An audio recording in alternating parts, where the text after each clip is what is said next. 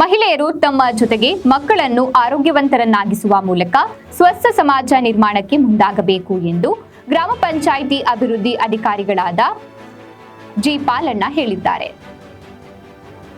ಅವರು ತಾಲೂಕಿನ ದೊಡ್ಡೇರಿ ಗ್ರಾಮದ ಸರ್ಕಾರಿ ಹಿರಿಯ ಪ್ರಾಥಮಿಕ ಶಾಲೆಯಲ್ಲಿ ಅಪೌಷ್ಟಿಕತೆ ನಿವಾರಣೆ ಪೋಷಣ ಅಭಿಯಾನ ಕಾರ್ಯಕ್ರಮದಲ್ಲಿ ಭಾಗವಹಿಸಿ ಮಾತನಾಡಿದರು.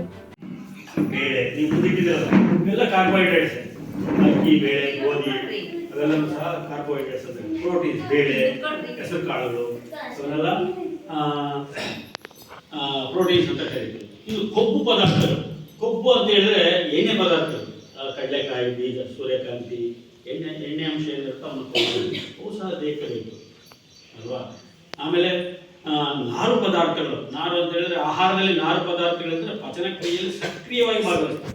ಸಂಪೂರ್ಣ 100% ಜೀರ್ಣಕ್ರಿಯೆ ಮಾಡ್ತಾರೆ ನಾರು ಪದಾರ್ಥಗಳು. ಪೌಷ್ಟಿಕಾಂಶಗಳು ದೊರೆಯುವ ಆಹಾರ ಪದಾರ್ಥಗಳು, ಅವುಗಳ ಸೇವನೆ ಹಾಗೂ ಪೋಷಕಾಂಶಗಳ ಕೊರತೆಯಿಂದ ಬರುವ ರೋಗಗಳ ಬಗ್ಗೆ ವಿಸ್ತಾರವಾಗಿ ಮುಖ್ಯೋಪಾಧ್ಯಾಯರಾದ ಸಿ ನಾಗರಾಜ್ ತಿಳಿಸಿದರು. ಈ ಕಾರ್ಯಕ್ರಮದಲ್ಲಿ ಅಂಗನವಾಡಿ ಕಾರ್ಯಕರ್ತೆ ಸಂಗೀತ, ಗ್ರಾಮ ಪಂಚಾಯಿತಿ ಸದಸ್ಯರು, ಶಾಲಾ ಸಿಬ್ಬಂದಿ ಹಾಗೂ ಮಕ್ಕಳು ಭಾಗವಹಿಸಿದ್ರು.